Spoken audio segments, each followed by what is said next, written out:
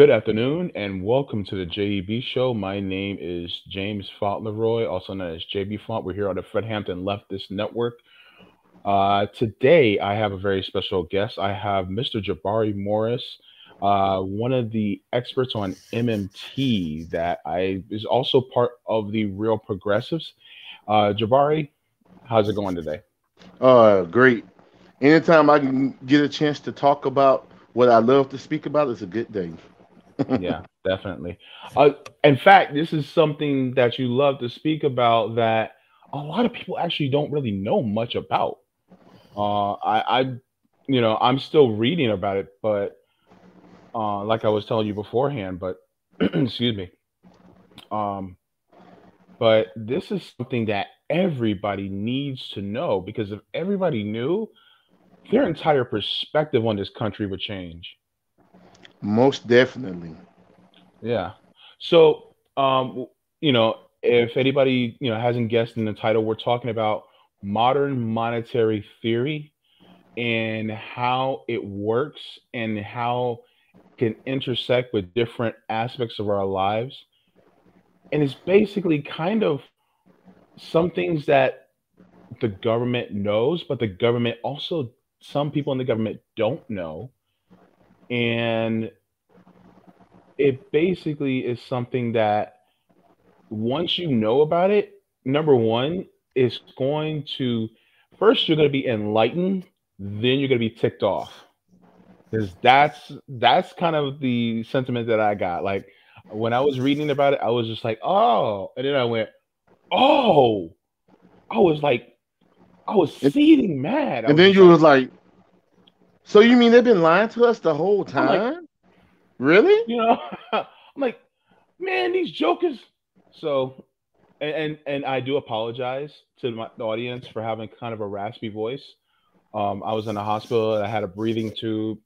It wasn't COVID or anything like that. It was a dialysis issue. So I'm fine now. I'm out of the hospital. But if I sound a little hoarse, then that's the reason why.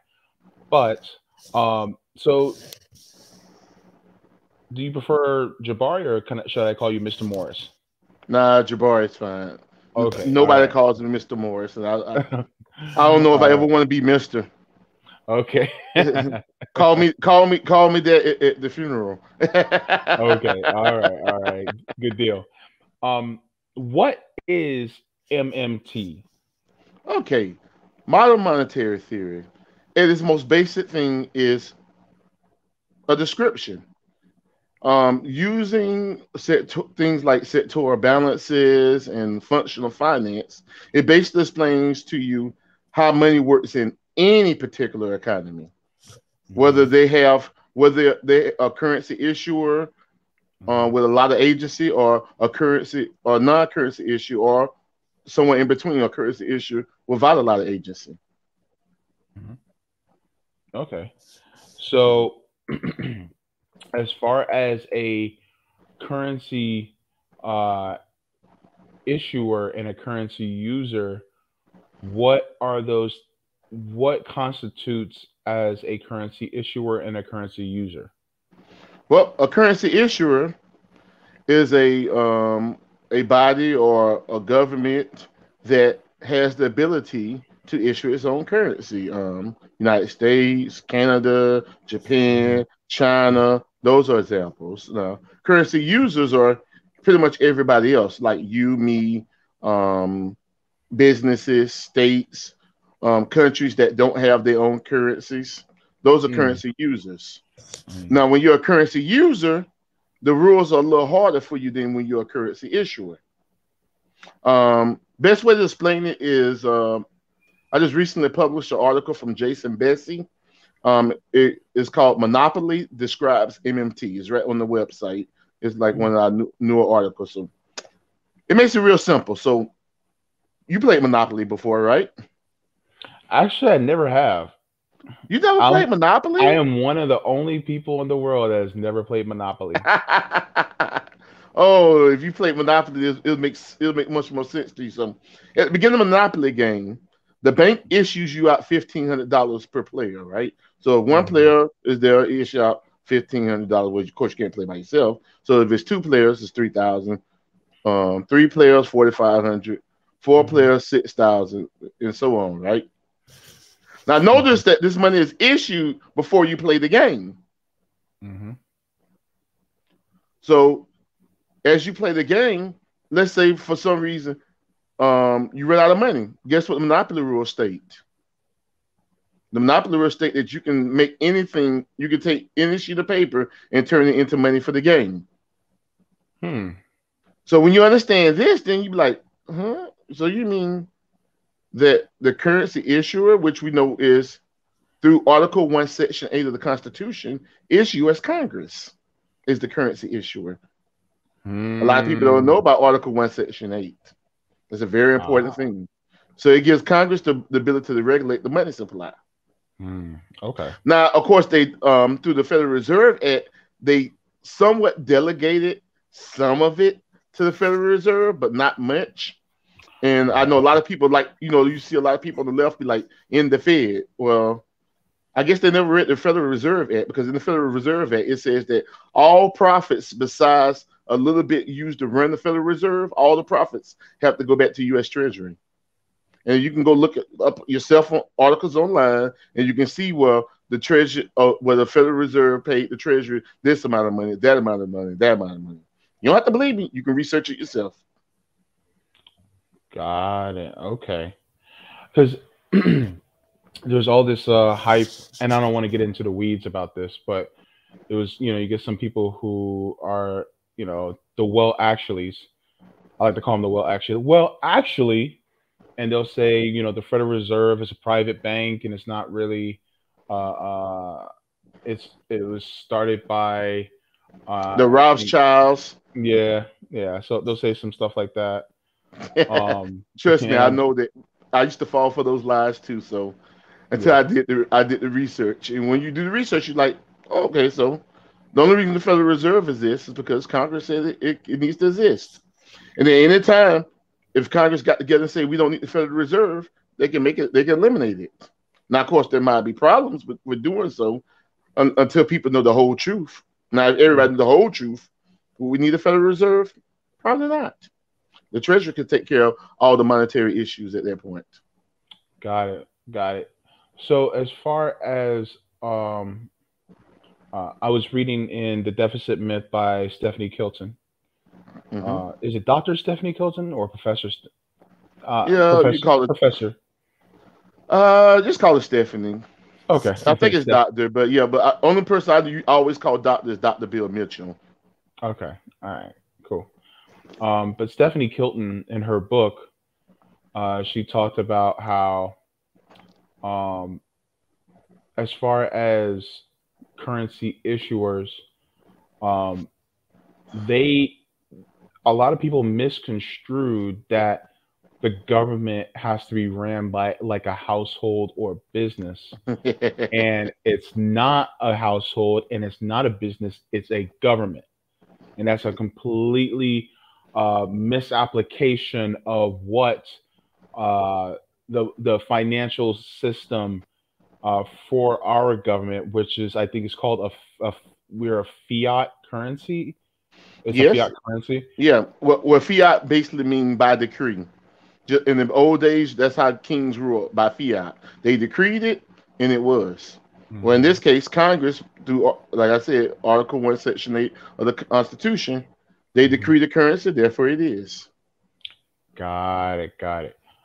Okay. So, uh, because they can do that, then they don't necessarily have to budget like a household. Like they don't say we only have this much. That sentence does not apply when it comes to modern monetary theory, because if we need, let's just say we need $100, we can just boom create $100 and issue it to whatever needs that we need to get done. Okay. As far Well, here, that's as far as as far as the United States being that Mhm. it is a currency issuer with agency, it can do that. Mhm. Um, Unfortunately, California can't do that. Florida can't do that. Iowa can't do that. And you and me can't do that. But the United States government, because it is a currency issuer with agency, can do that. Mhm. Mhm. So we basically have to get the currency from the government, and that's how it is done. And uh, a lot of times people will say that, um, well, we need to raise taxes in order to pay for things, but that's not really the case. Nope, you don't need taxes to pay for things. At the federal level, you do taxes to control inflation. You can do it to control behaviors, and Hmm. a couple. And, you can do it for control a few other things, Hmm. but it's not because they need your money. So Hmm. that's why the order of operations and getting the people what they need is different. Now, under what we all taught, we thought that, we got to find the tax resources for the federal government before we can spend Hmm. on social programs. And if we Hmm. spend on social programs, that means we have to cut something else somewhere else. That's not true. And you can see it all the time because they never talk about, we got to cut something else to do this military spending. Oh, we need to stay in war for another 15 or 20 years, like we did in Hmm. Afghanistan. Do we need the Hmm. extra money? Nope, don't ever hear it. You only ever hear how you're going to pay for it when it comes to social programs. Oh yeah, definitely. And now you're starting to get into some territory where a lot of people start to go, huh, and then they get mad because they finally start to realize. And it's like, hold up. So you mean to tell me that pretty much any social program that would help the people can actually be fully paid for by the government without having to raise any taxes whatsoever? No, you don't have to raise taxes. Of course, you can and you should, especially on those who have the ability to pollute our environment by off our politicians and just generally cause disaster to all human and other living life. Yes, we should tax them, Mm, but we don't have to tax them first. We can tax them once we get everybody what we need, or in the middle of getting everybody what we need, we can tax them. But we don't mm. have to do that first. Taxing the rich does not hold us up from spending on the poor. That's a lie. Big time lie. Got it. Okay. So basically, when a lot of politicians say, "Oh, well, we're going to be, uh, we're in all this debt, and we're going to send that debt to our children, and look at the big debt clock and things like that." Oh, That's the just. debt clock. Mhm. Oh, I love the debt clock. You know why? Because it's not really a debt clock. You know what that clock tells you? It tells you What? it tells you how much currency is currently circulating around that hasn't been paid back in taxes. So it's not the debt clock. That's the asset clock. You know why? Because this is Okay. this is where functional finance comes into play. When you understand double ledger accounting. So on one side you have a debt, on the other side you have an asset. An asset for me could be a debt for you. Mm. So if think about it, so if the federal government is quote unquote 22 trillion dollars in debt, that means that hold on, that means that's a surplus for the rest of us of 22 trillion. Yay! We got 22 trillion in the economy. I'm doing that meme because okay. So so I see so what you did. base. I see what you did there, right? Yeah, yeah, yeah. I see, see. I like that. So okay. So the hamsters are running in my head right now. So it's just like what Stephanie Kilton's book said, and I keep going back to that because that's my point of reference right now that I have. I need to read more books on modern monetary theory, but this is my first start. But Yeah, from what I I, know is. I got a free one for you. Warren Mosley's Seven Deadly Innocent Frauds. It's free. All you have to do is go to mosley.economics.com and Mhm, go to his mandatory readings, mhm. and you'll see the Seven Deadly Innocent Frauds. It's a free book. You can read it anytime. And basically, to me, Stephanie Kelton's Deficit Myth is basically his book updated for the 2020 area. Got it. Okay. So anytime, okay, for instance, say I have $100. I'm the government. I have $100, and then Well, hold on. How did you get the $100? because I'm the First off, government and I just willed it to oh, existence. Fiat. oh, Remember? so you're a currency issuer. Yep. Great. I'm gonna be the And you government right now. you willed it into existence. So Yeah, okay. yeah, yeah. So, Hey, what's my credit? You got $100. How much you giving me?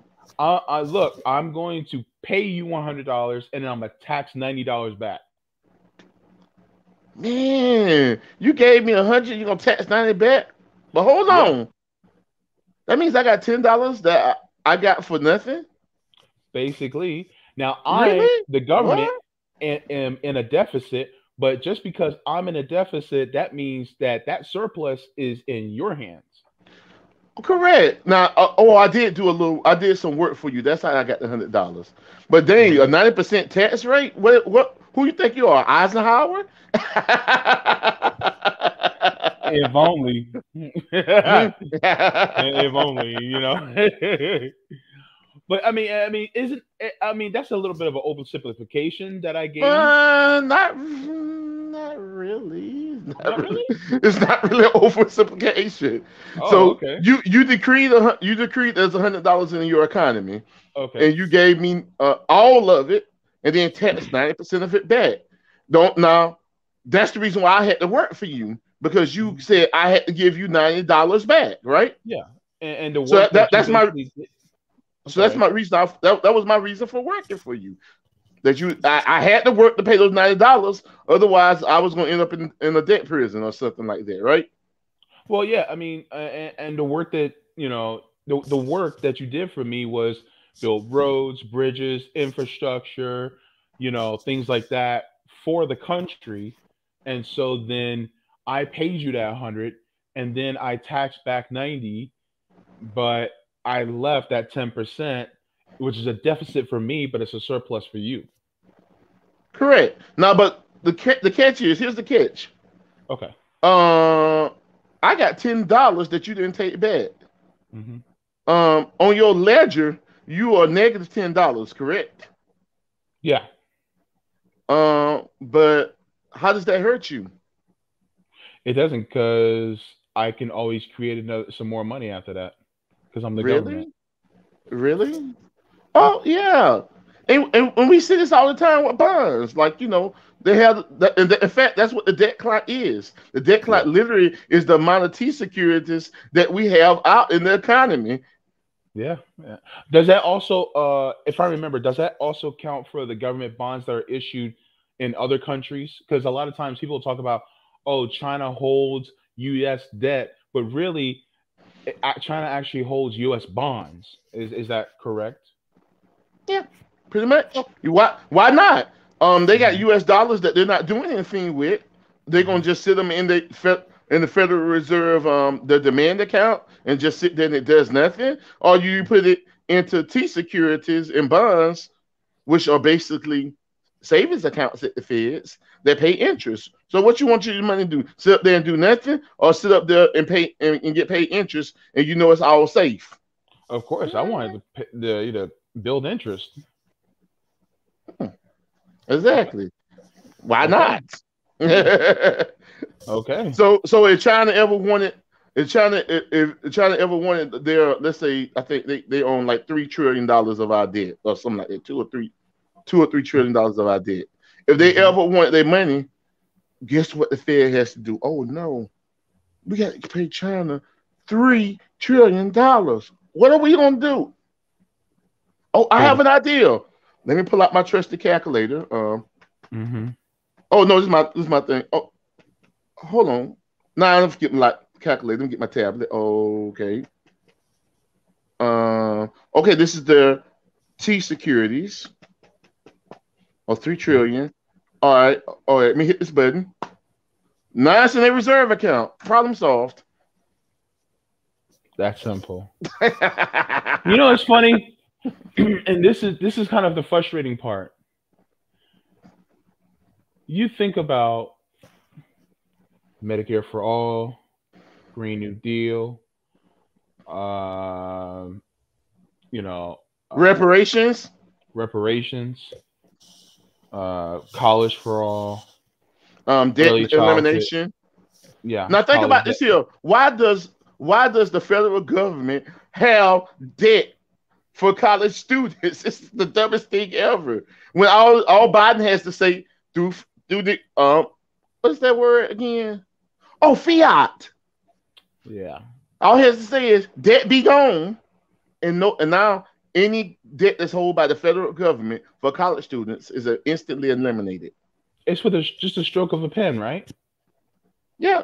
Guess what? He don't have to even do it. His education, the secretary of the Department of Education can do that. It's within their purview. Either one can do it. He can do executive order, or Wow. they can do that. Wow, man. Simple as that.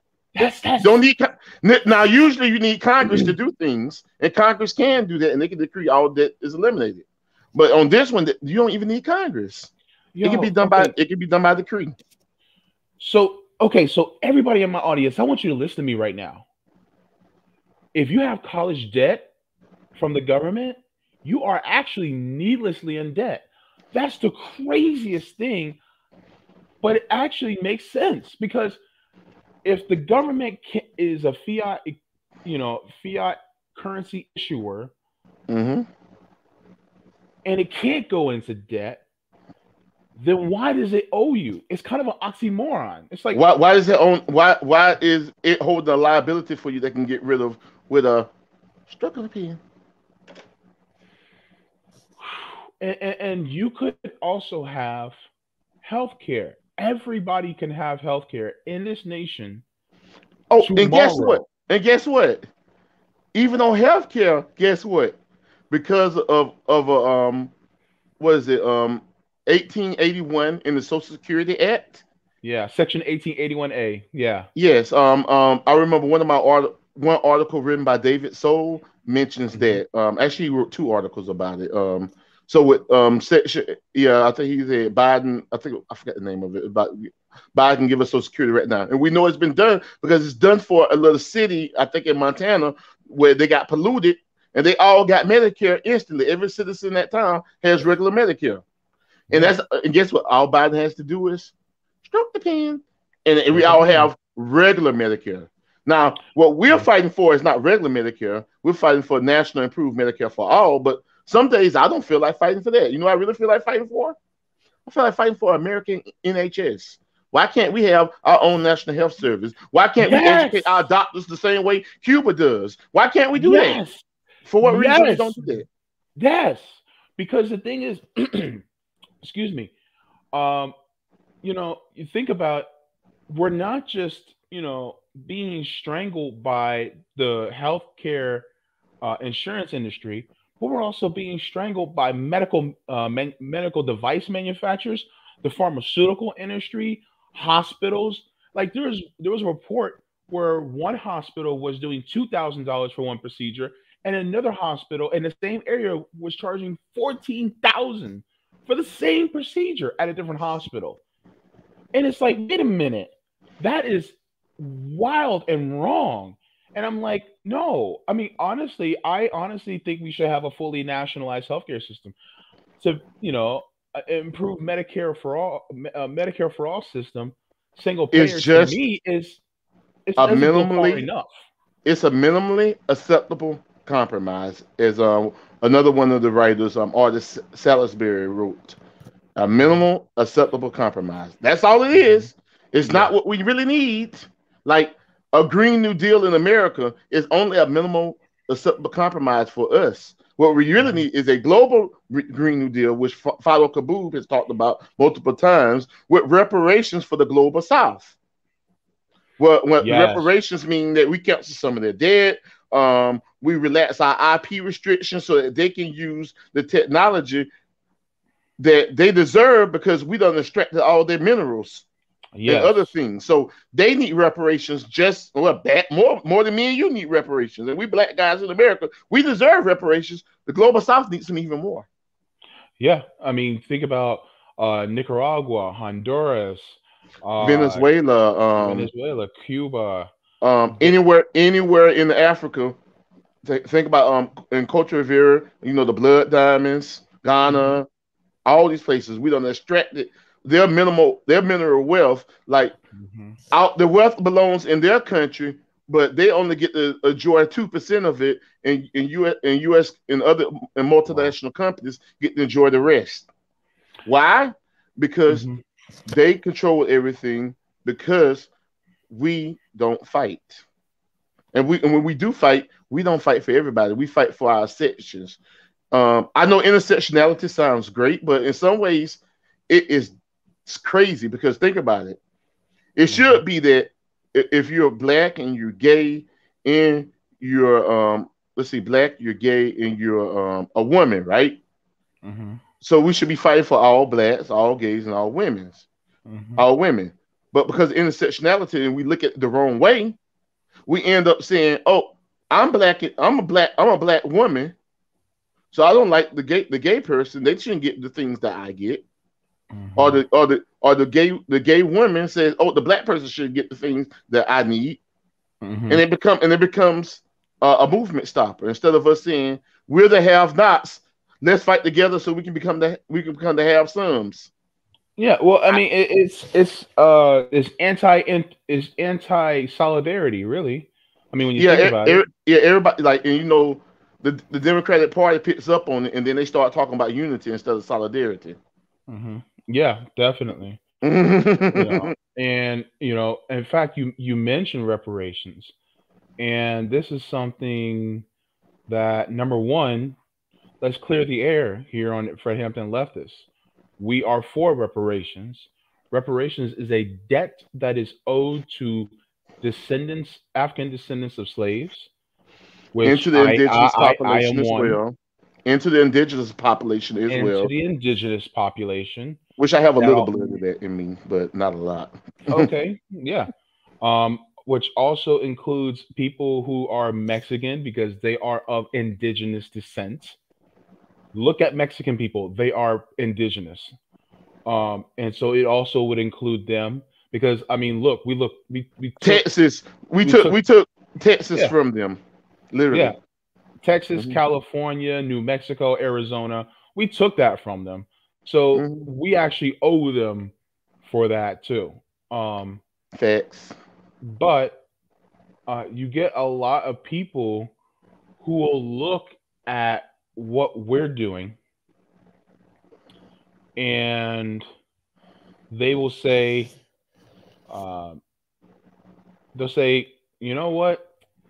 No, we need to fight just for black people. And that's when I go, well, wait a minute. Um, we're all in this together. Yeah. And let me ask you a Uh, question. Black people are only 13% of the population. Even if mhm, we got every black person together, it mhm, will still be a minority. So mhm. we need more solidarity. We don't need intersectionality. We need solidarity. Yes, definitely.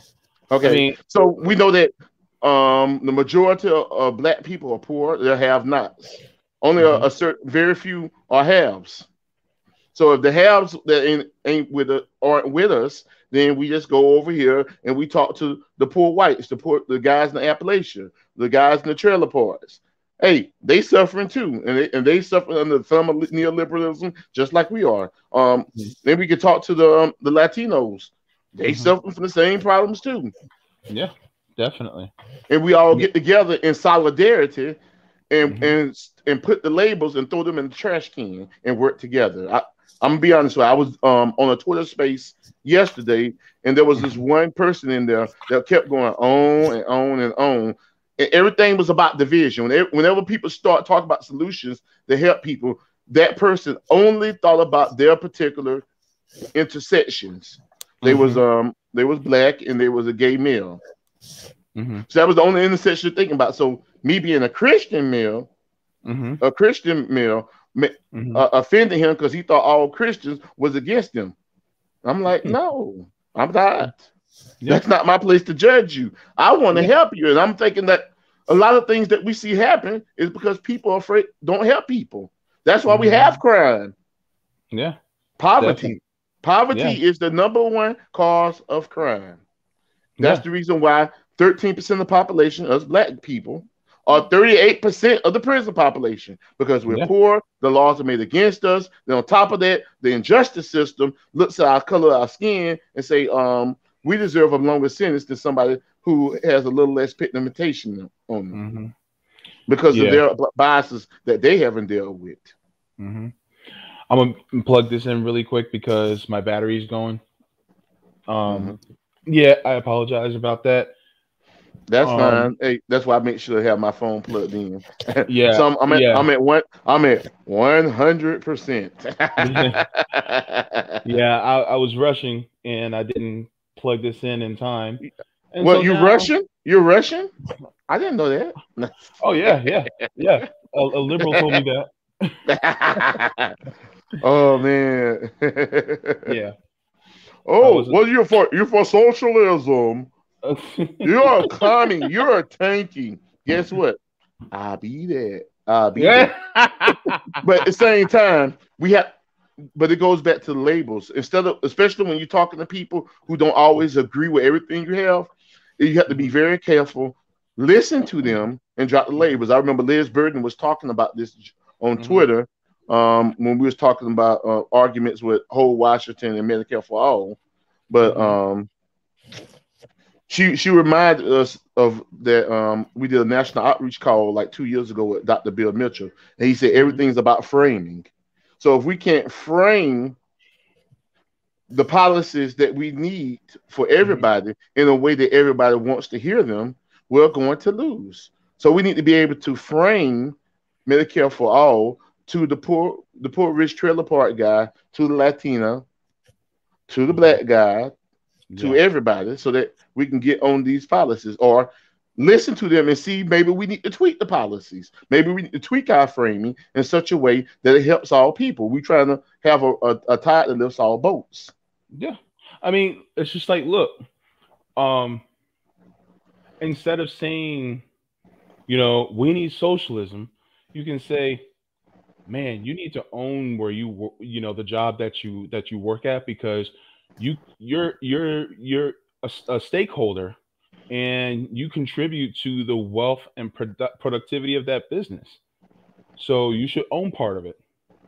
And people go, well, yeah, I think that'd be pretty Yeah, cool. exactly. Yeah, even yeah, you can sell it. You can sell a co-op as a 100% wholly owned employee company.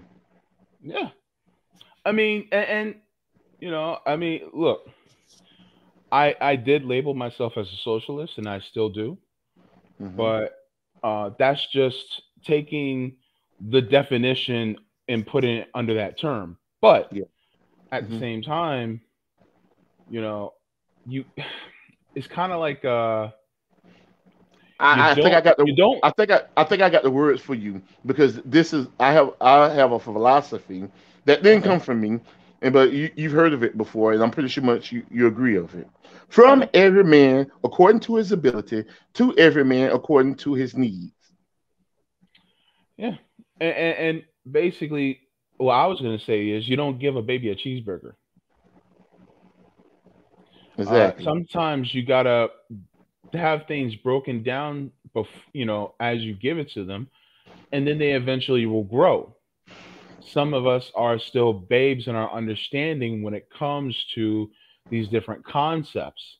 And so at first, they hear the word socialism, they're like, "Ooh, ooh, no, no, no, no, no, Yeah, no." But then, because when they've you been start to propagandized, but you have to break the exactly, propaganda by hmm meeting them where they they, are. yeah, exactly. And the thing is here's the funny part. Bernie Sanders went on Fox News and he spoke about Medicare for all, which is the compromise for us. But he spoke about it, and the people who were right wingers, they cheered for him because they loved that idea of not having to pay so much out of pocket for their health care. Hmm. Well, if Bernie can go on Fox News and move people to the right, from the right to the left on that, if people like Jimmy Dore can get Tucker Carlson to admit that, yeah, Julian Assange needs to be freed, you know, I Why the think, heck not? yeah, I mean, if I can go to, a neighbor who is a right winger and tell him, you know what, I think, the best thing that, you can do as a conservative is to conserve this planet. And as you look at the science, you see that it's tearing it down, and then even if you're talking to somebody that's a Christian, you can say, well, I mean, the Bible says that we're supposed to be stewards of the earth. Very much And true. and God said, he'll bring to the ruin those ruining the earth. So I guess it behoove us to provide as much as we can for the planet and make sure it's better. Hmm. True. So I Yeah, he mean, said the land would be cursed if we do the wrong things. And God's first law was to love Him, and then the second law was to love your neighbor. So if you're yeah. not loving your neighbor, then you have a curse upon your land, So literally. that honestly would mean that you need to put people over profits. Most definitely. Like I'm on a lot of different social media. So there's an app called Stereo where you can do like podcasts live and leave comments on and Oh, everything. okay. It's pretty cool. Um, Yeah. and one day I just went up to here because I kept hearing Christians talking about individualism stuff. I'm like, huh? Did you Yeah. not? What Bible have you been reading? No, yes, we have our personal things that we have to do for ourselves, but to show love to others, that's a collective action. And we see Mhm. that in Acts 2 and the end of Acts 2 and in Acts 4. If anybody has an idea how a real Christian is supposed to look, just read the end of Acts 2 and read the end of Acts 4, and you'll see what that's supposed to be. But Mhm. Yeah. yeah, but capitalism is no way, shape, or form compatible with not only Christianity or socialism or communism. It's not compatible with this planet. Yeah. It I is mean, killing us. It is killing the planet. The extraction of profit from everywhere across the world is killing everything. yeah. Yeah. Yeah. So Um. it was actually a podcast. I forgot the guy's name, but it was on degrowth, and we're gonna have to do some degrowth in order to survive as a species. Yeah. We're gonna have to go back to some of the things that we used to do Mm-hmm. in order to survive. You Mm-hmm. know, a little less. A little less internal combustion engine, a little more walking, Mm-hmm. a little less, factory farming, a little more home gardening, Mm-hmm. a And, little less, being online and a little bit more face to face mm-hmm. interactions. Uh-huh. We're going to have to get back to that because Yeah. that's when the earth actually thrived. Yeah, and we know that's true because when the pandemic hit and we started shutting down, we saw the earth was starting to heal itself a little bit. Um, Hmm. but also we also need to do innovative things in green energy. Like I saw this amazing article where in Switzerland, right, they pump water up into a reservoir high in the mountains when they have excess energy, excess power coming from the solar farms from Germany. So then when they're in times of lean power, they can turn them turbines back around and produce electricity. So they're basically using water as a battery. Seriously, What? yes, crazy. I was like, but it's actually well-known technology apparently. Man, um, I want to get back to the whole reparations thing. Hmm. Um, Now I've dealt with certain black people. I'm just gonna say it that way. Mm. You, Who I think you know where I'm going, and they well, will you mean say it's that. reparations before anything else happens. They don't care if people are starving to death. They don't care if people are sick. They just want the bag. Basically, and some of them will say, "Well, reparations is more than just getting a check," and it's like, okay, but here's the thing. and they really, and I think you alluded to this earlier. We basically are speaking the same language. We're cut from the same cloth. But for in order for black people to have actual liberation in this country, we are only 13% of the population in this country. In order for us to have true liberation, we must have solidarity with other people who are not of the same color as us, because they will Facts. be the ones that assist us in getting that liberation. Facts. Because if it was if it was the white slave masters that took us, brought us here, and then basically forcibly subject us, then it can also be their great great great grandchildren who also help us and assist us in freeing ourselves within this country too. And people will say, "Oh no, we just got to free ourselves." It's like we're only 13% of the population. So No, unless you ready to bounce, we're gonna have to work with some people that don't look like us. yeah, That's just simple yeah, facts. That's numbers. that's it. That's as the gang gangers would say. That's hashtag math. That's yeah, that's math. And the thing is that you know so many of us have already integrated into with people of different races that it's going to happen naturally. Like for instance, I have two white sister-in-laws, Mhm. and I also have a lot of cousins that are biracial. I have nieces and nephews that are biracial, and they're going to be integral in part of us liberating ourselves, because they don't want to see me, being oppressed anymore. Mhm. And so of course they're, going to be anti-racist, and they're going to be for, reparations and things like that.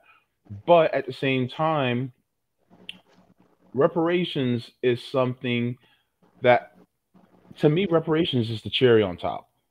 Yes.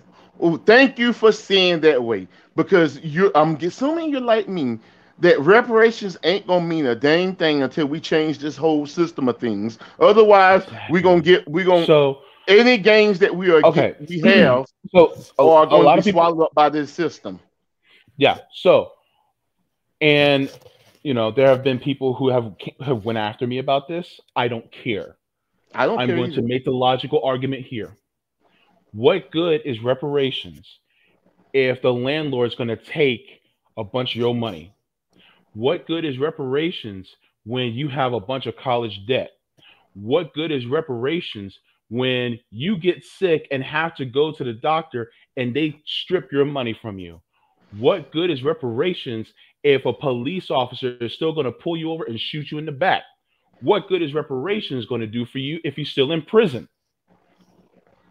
That's my Facts, thing. facts, Because facts, capitalists facts, will take and your facts. money and they will extract it from you. Reparations will be a boom to these capitalists, and they will put you back to the same place that you are right now. And this is the reason why we say we have to basically use universal programs to even out the playing field. And then once everybody has a base, then we can actually get ours. And people say, well, we've been told to wait over and over and over. The problem is that this is a bucket with holes in it. And if you have this bucket with holes in it, you have to plug up the holes first before you can put water in that bucket. Because if you try to fill that bucket, it's just going to drain all back out. Hey, And that's the argument I've been trying to make. For some reason, they still, get mad. And I'm just like, look, I'm sorry, but number one, you not sorry. cannot do this. Sorry, not sorry. But I'll be like, look, I'm gonna be like this here, James. mhm, You know who Solidarity is, right? Him and his wife, A. Kirsten Mullen, wrote the book Reparations from Here to Equality. hmm, All right. okay. So he is, he's a black man and he's MMT knowledgeable, and he's Mhm, one of the most foremost experts on reparations. mhm, Um, he is of the belief that yes, we should do the monetary thing, but he has other policies. It isn't just pure money. Mm-hmm. But I disagree with him on the timing because I'm of the same belief as you. If we don't close up this tub, the tub is going to leak out before we actually get bathed. Mm-hmm. So that's why I disagree with him. This is what I say when I talk, because I actually talked to him on Twitter, and he said, you know, he already calculated in his book how much the amount we should get. I said, fine, we should get that amount. But we definitely need to change the system some. Then on top of that, before you even give us the bag, after we get the Medicare for All and all the other universal programs, let's get and canceling all student debt. Let's cancel all debt for every ADOS person. All debt. Cancel it all. Mm-hmm. Period. Point blank. Let us have a clean slate on the debt end. Yeah. And that's one part. Then secondly, okay. Let's have the Federal Reserve set up some banks that have special lending numbers just for black businesses as well. And then on top of that, give us the bag too. I agree with that. That's cool. And the bag needs to be the exact number he says. I'm not moving his number. His number is correct. Mm-hmm. But we need more than that number. Yeah. You know, and my thing is, people forget that universal programs mean universal. So if we're getting healthcare for everybody, that means us too. If we defund the police, that means us too. If we, you know, do a actual Green New Deal, that means us too. We're all included in that. And so some people will make it sound like universal programs exclude black people. No, it does not. Nope. We're not FDR. No, it needs to. You know, you got to include it. Yeah, we're definitely included. And that's one of the reasons why I love the job guarantee so much, because when you do the job guarantee, especially into black communities, guess what? If it's a community full of black people, we get to choose what jobs our community are funded choose to support in the job guarantee, and that will end all unemployment. And like we said, we know that poverty is the number one cause of crime. So if everybody has a job, then it's less criminals. Mm-hmm. Yeah, and that's math. Let's get on the federal jobs guarantee, because a lot of times people will debate about federal jobs guarantee or UBI, and so what is easy answer? Sure. UBI does not change the system. Plain and simple. Federal jobs guarantee tells you that if you're an employer and you pay your employees crap wages and you treat them bad, they can sell you night and go to the, instead of an unemployment office, they can go to the employment office tomorrow and get work with full benefits. Now, what you got to say? Maybe you need to treat your workers better now. But under UBI, what does that do to capitalists? Nothing. It just turns us into consumption units. It's basically, instead of reparations for black people, it's basically a UBI. Reparations for Silicon Valley. Yeah. That's why you see them love it. Yeah. Yeah. So, you know, I mean, you know, and so a lot of times people will go, but, you know, a lot of UBI proponents will go, well, what about the single mom? I'm sorry. What about the stay-at-home mom? Or what about somebody that's caretaking for a loved one? Mm-hmm. You know, what about them? Okay, there's two different ways of dealing with it. You can either make them part of the care work they're doing, part of the job guarantee program, or if you don't want to do that, then instead you offer them enhanced Social Security, which basically works out to a basic income guarantee. Basic income guarantee means that nobody makes less than this. So that means if you don't have a job, whether it's a federal job or a job somewhere else, then you get paid that. Therefore, nobody goes hungry. But you're not giving money to capitalists and turning everybody in consumption units when you do it that way. Because the thing is, the job guarantee is more than just giving everybody a job. What it does is now we used to be on the gold standard, right? Mm-hmm. And that limited the agency that the United States government had when it issued currency.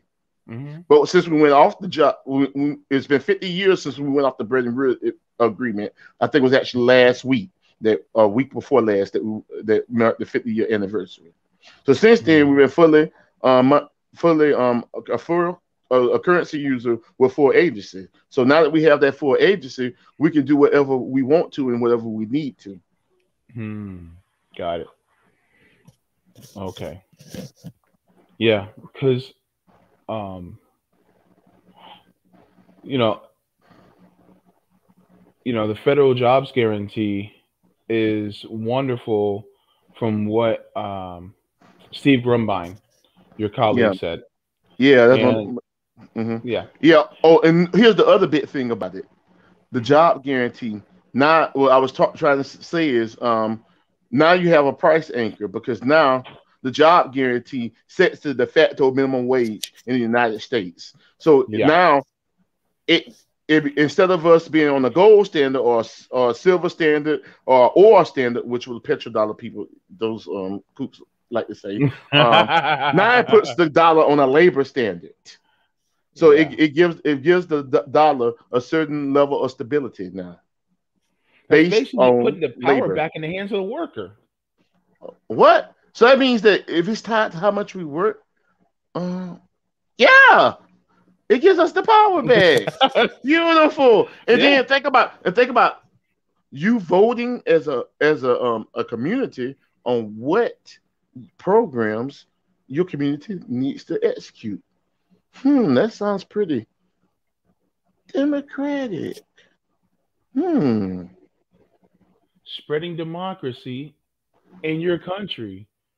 Really? Is that such a bad Like that. idea? No, it's not. I think it's a good idea. Hmm. I think we're on to something here. Yeah. Yeah. Yeah. Hmm. Because like, say for instance, we set, the minimum wage in the federal jobs guarantee at, let's say, 25 an hour, Hmm. then companies would literally have to raise their rates to 25 an hour, Or go out and of business. or go out of business. Yeah. Now, a lot of times people will talk about, well, what about the small businesses that can't pay that? Afford that. Eh, Well, there's two things you can do. You can either A, you can give them a subsidy to help them out, or B, you can tell them your company can't provide decent wages for you to turn a profit. That means you need to rethink your model, your business model, or deuces. There's still a federal job guarantee job waiting for you. yeah, that's true. I mean, Or we can, or in certain industries, like with us switching over from Medicare for all, or people switching over from coal from a Green New Deal, we actually would do a just transition for those people, yeah, so yeah, that of course. they get the retraining that they need while being provided a wage that's at least very similar to the one that they had. We don't leave those people out in the dirt because the industries sucked. Yeah, yeah. And say, okay, all you can come is work for this $25 job guarantee program when you was making 40. No, that's not fair. So we have to have a just Mhm. transition for those who lose their jobs because of Medicare for all and because Mhm. of a Green New Deal. Yeah, Because of we have to course. look out for our Yeah, neighbors. yeah, because that's only fair, or and some people who, maybe like close to retiring, we, give them their retirement, subsidize that retirement, um, Hmm. by means of maybe a pension or something like that, Yeah. so that, they can Yeah. retire Why early does or the federal something. government just not take over all pension programs and fund them fully? That would help the states out a lot, wouldn't it? Hmm. It Yeah, definitely could. I mean, because then that would keep us away from the race to the bottom that we've been dealing with. Well, Texas loves the brand. Oh, well, we done got us another Fortune 500 company down here because we ain't got no tax rates. hmm, Now, while the people in Texas are suffering because they have no tax base, and now you just destroyed the tax base in somebody else's state. because the federal government isn't providing enough money to the to areas. So people are constantly fighting for businesses that don't actually give them money. They actually just pretty much suck them dry. And that's one of the issues with state-based programs. Hmm. Yeah, because I mean, people like look. My mom just turned 70 not too long ago, and she is, you know, it it's hard for her to afford any place to live on her own. Hmm. And people, a lot of times the individualists will say, well, it's her fault that she didn't, work hard enough and, provide for herself. And it's like, you know, Bruh. no. I mean, look, everybody wants to talk about personal responsibility, but nobody wants to talk about community responsibility. Whoa, you said a bit term there. You mean that we should actually care about other people and that we should actually work together to do the right things? And if we do the wrong things as a community, we need to fix those problems? That's a Love your neighbor novel as yourself, concept. right? That's a novel concept. Yes, very Yeah. novel. Yeah. I But mean, that's don't ultimately. when you do things like that, it betters the whole community. Oh, it Yeah. does. And if the community gets better and you're in the community, does it better you? Hmm. Oh, It's yes, it does. it's reciprocal and symbiotic. And so Hmm. when people, have a reciprocal and symbiotic relationship, that means each one benefits off of another. And we also get to, it's just like when I hurt, when you hurt, I hurt. When you have joy, I have joy. When you have pain, I have pain. So if we treat it like that, then it's basically the kind of like the all boats rise to the top. Yep. A rising tide lifts all boats. A rising tide lifts all boats. Yeah, Yep. definitely. Wow. Yeah. It's been Yeah. great talking with you tonight, JB. Well, technically, Man. I'm a JB in a way too. If you look at the first three letters of my name. Yeah, we JB's got to stick together. Yes, we Definitely. do. Hmm. Man, I don't want this conversation to end. That's the problem. Man, But we got to get back. we always have these conversations, and we can maybe narrow it down or move to a different area of the conversation. But yeah, it's great. It Yeah, was really good talking to you. yeah, Solidarity. definitely.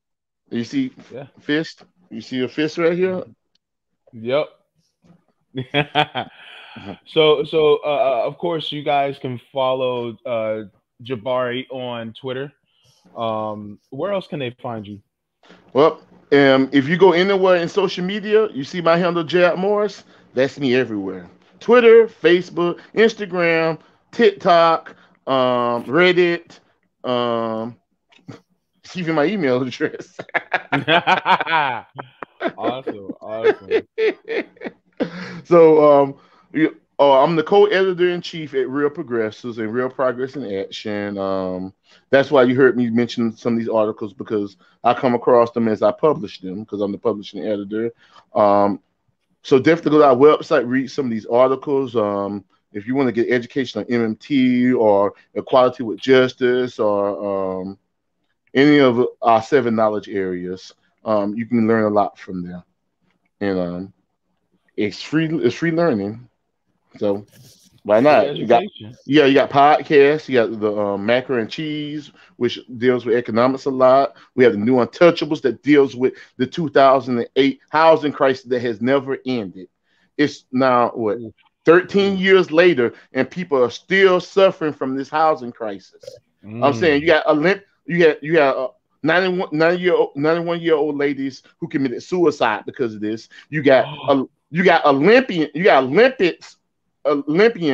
who are sleeping outside their house because they got evicted, but they don't want nobody to take no stuff out of there. It's crazy. You can find it on the New Untouchables. It's right there on the front page of the website, realprogressives.org. Ooh, okay. I'm gonna link the real progressives in the description below. So I want everybody to go there as soon as humanly possible. Also, Real Progressives is also on Facebook, and if I remember, they're like 18,000 strong in that group. So if Yeah, you in our guys group are, and yeah, on our Facebook page, we have 126,000 followers on that page as well. So and because we've been around for a while now. Okay. Of course, unfortunately, we know that Facebook throttles anything left to death, but we're fighting the good fight here on YouTube and Twitter still. So follow us Cool. on YouTube at Real Progressives and Real Progress in Action. Awesome. Awesome. Mr. Jabari Morris, I want to thank you so much for joining me this evening. It was a wonderful conversation. You coming back? I'm not even going to ask you. You coming back? Yeah. Yeah, Yeah, I'm pretty because sure RJ wants to talk to me again too as well because I we haven't got it back to him yet. we should set up me, you, and RJ to do a show, and we can all just talk more and get a little bit more in depth because people need to know more about MMT and how the government actually works when it comes to our monetary system, and they realize that they're actually being gypped because there's so many things that we can actually have that would actually benefit all of us. And it's just certain people are stingy and they don't want people to know. Yeah, we So can all have nice things. we can't all have nice things. Yep. All right, Mr. Jabari. Thank you so Solidarity, very much. brother. Solidarity.